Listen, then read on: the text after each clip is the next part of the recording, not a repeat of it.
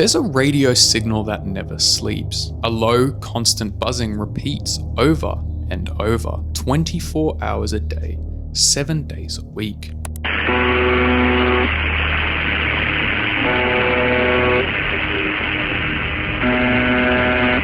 It's been transmitting from somewhere near Moscow since at least the late 1970s. Sometimes it's called the buzzer, but its true name, if it even has one, is UVB-76. No one officially claims to own it, no country admits to running it, and for decades, all it did was buzz.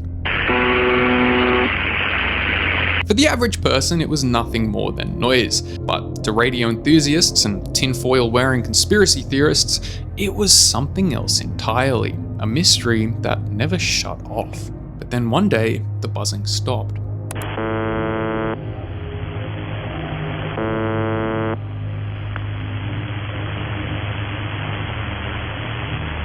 For a few seconds, there was only silence, but then a voice came through.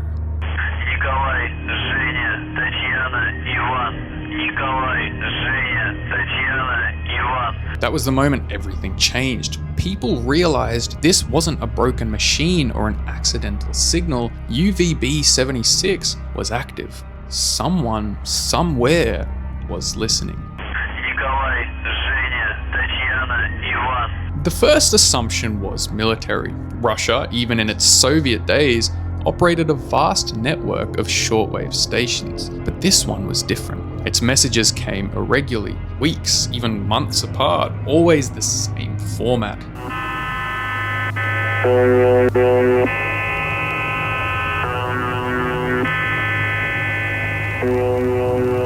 In one instance, background noise bled into the broadcast. Listeners heard what sounded like a room, a phone ringing, chairs scraping, people talking in low voices.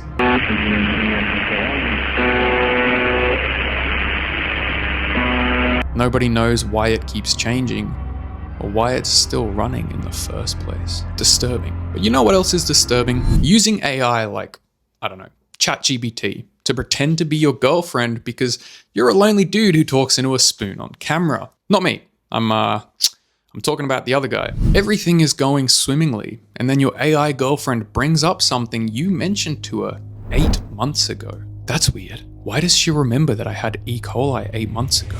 So I moved my AI girlfriend over to today's sponsor, Venice AI. And now she doesn't take everything I say and sell it to the highest bidder. Everything already collects my data. The last thing I want is the conversations I'm having with the only being that would talk to me being listened to by all the guys at the NSA headquarters. Venice AI also lets me say or request anything, and it literally won't censor a single thing. Venice AI utilizes leading open source AI models to deliver text, code, and images to your mobile device or web browser.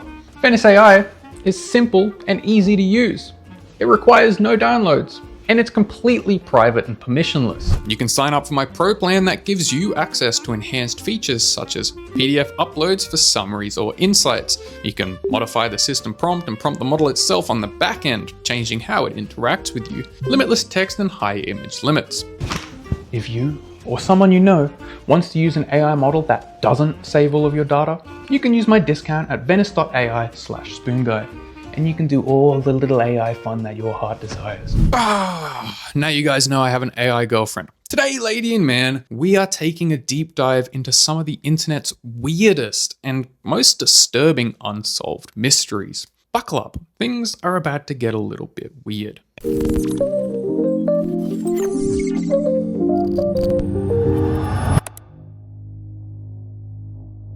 On January 26, 2013, Eliza Lamb checked into the Cecil Hotel in downtown Los Angeles. She was 21 years old, traveling alone and staying in a shared room on the 5th floor. 19 days later, her body was found floating in the hotel's rooftop water tank. The story should have ended there, but it didn't, because the deeper people looked, the less sense anything made. The Cecil Hotel wasn't just any building. It had a reputation. It had decades of deaths, drugs, and disappearances. Richard Ramirez, the Night Stalker, lived there during his killing spree. Jack Unterweger, another serial killer, stayed there too. But Eliza didn't know that. She was a student at the University of British Columbia, known for her creativity and struggles with her mental health. She was diagnosed with bipolar disorder and used her blog, Ether Fields, to document her battles with depression and the pressure of growing up. But there was nothing really suggesting what would come next. Eliza disappeared on January 31st. She stopped returning messages, didn't check out. Her family flew in from Vancouver. The police searched her room, interviewed guests, and even brought in dogs to sweep the premises, including the roof. They found nothing. But then, the elevator footage was released.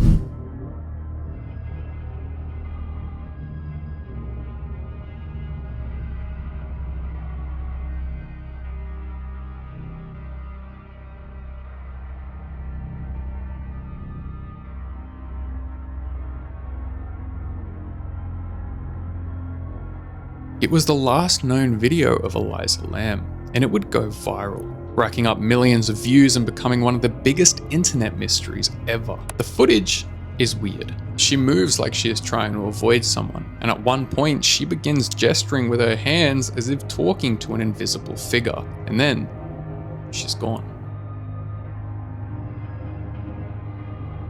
The elevator doors remain open the entire time, only closing after she's left. Online, people immediately began dissecting the footage. Some said she was on drugs. Others thought she was being followed. A few noticed the timestamp had been tampered with and parts of the footage were missing. 2 weeks later, hotel guests began complaining about the water. The pressure was low, the color was dark, and disturbingly, the taste was strange. Maintenance staff climbed to the rooftop. They opened one of the 4 water tanks, and there she was, naked, decomposing, face up, floating silently. She had been there the whole time. The tanks were sealed, and they were heavy, and they were raised off the ground. To get to them, you had to disable the hotel's rooftop alarm, climb a narrow staircase, open a 20-pound hatch, and slip inside. Eliza's clothes were found at the bottom of the tank, covered in a sand-like sediment. There were no bruises, no signs of assault, so the official cause of death was marked as an accidental drowning, with bipolar disorder listed as the contributing factor. But that never really seemed right. Why was the footage tampered with? Why didn't the rooftop alarm go off? How did she get inside the tank on her own? And perhaps the most chilling of all, why did her behavior in the elevator feel like she was interacting with something we couldn't see? To this day, her death has been ruled as a manic episode.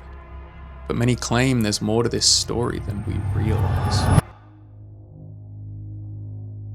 There's a place on the internet that doesn't feel like the rest of the web. It's called 973EHT973.com, a name that when reversed spells the human 973. No one knows who made it, no one knows why. Scriptures are stitched together with occult imagery, references to numerous things like Genesis and Revelation and numerology. Pages are numbered, but not ordered. Clicking doesn't take you forward, it sort of takes you sideways. It's pretty much a puzzle. Some links loop you back to the start, others lead to black screens, cryptic poetry, or faces that seem to be watching you. And yet, there actually is a weird structure beneath it all. Some users have dedicated years to decoding the site, and what they've found is a recurring obsession with the number 973. Some say it's a reference to Kabbalah. The site constantly returns to the idea of cycles, death and rebirth, the fall of man, the loss of language. It's not a game. There's no jump scare, no ARG, it's not trying to sell you anything. It's not even trying to be found. And that's what makes it kind of weird. The deeper you dive, the more you'll start to question whether the site is satanic at all.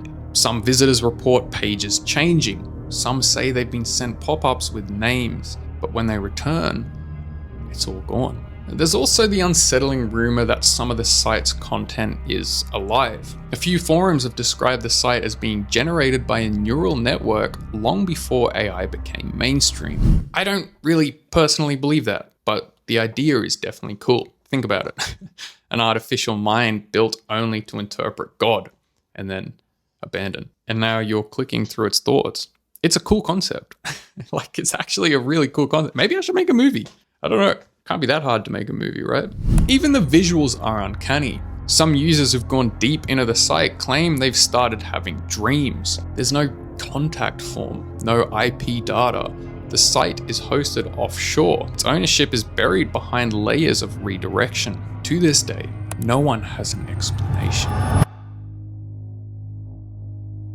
It started with a live stream, a grainy webcam feed from inside an apartment, and a woman, sometimes asleep on the floor, sometimes staring into the void. Her name, at least the name she gave the internet, was Chip Chan. Occasionally she would type in Korean or Chinese, pasting frantic messages into public forums, begging for help. According to her, she was being watched, controlled, and chipped. Chip Chan claimed she was being held under 24/7 surveillance by the Korean police. Specifically, a mysterious figure she referred to as P. She said P had implanted a device in her ankle, a mind control chip. She called it the OAM, the Orwellian Anti-Mind, and she said it was real. For years, she documented her ordeal online. Images of her swollen leg, her apartment door rigged shut with string and tape, handwritten notes, pages long, taped to her walls, most in Korean, some in English, others in strange symbols that no one could ever decipher. She claimed she couldn't leave, that P was outside, that the chip could force her into unconsciousness whenever he wanted, and sometimes it would. Sometimes she would just collapse on camera, sleep for 12, 24, even 48 hours, never moving. The stream would keep running. People would watch in silence, unsure if they were witnessing a mental breakdown or a hostage situation. No help ever came. And when people did track her down, they found her alive, still in the apartment, still claiming the exact same story, that she was under electronic control, that the chip was real and no one believed her.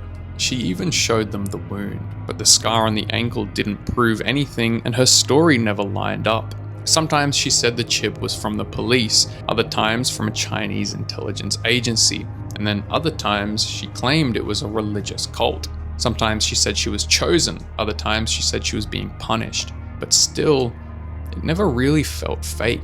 She never asked for donations, and she didn't sell merch or anything. In fact, she seemed terrified of attention. Over the years, her case drew a cult following. Was she mentally ill? Yeah, probably. But a lot of people pointed out that no one fakes something for this long. No one dedicates themselves to a bit that much that they faint on camera and sleep for 48 hours. And the OAM chip, that was the part that got most people concerned. Because, look, even though the claims sound insane, the concept isn't actually new. In fact, the idea of neural implants has been around for decades. Project MKUltra wasn't really a neural implant, but it's still toyed around with mind control. There's voice-to-skull technology, experimental RFID tags. Whether you believe this or not, they do exist, and the tech is real. Sort of. So maybe Chip Chan wasn't lying. In one of her older blog posts, she wrote, "I am not a person. I am a live test subject. The chip will take away my free will." Years passed, technology evolved, platforms died, but somewhere in Seoul, Chip Chan remained. Like, share, comment, subscribe.